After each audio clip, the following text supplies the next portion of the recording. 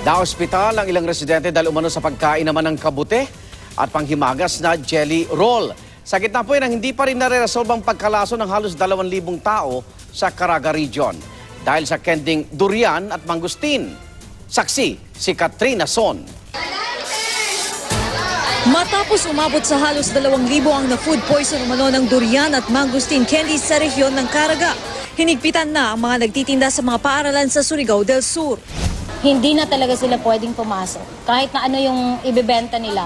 Kailangan pag may mga binibenta sila, kailangan ng approval sa health center.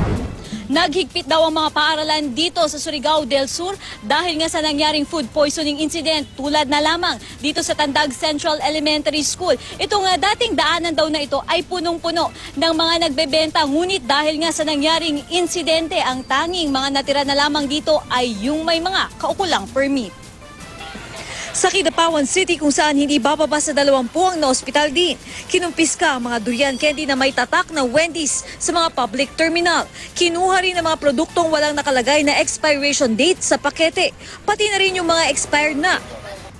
Sa bayan naman ng Oton sa Iloilo, hindi candy kundi panghimagas na jelly roll ang hinihinalang lumason sa 7 residente. 4 sa kanila, mga bata.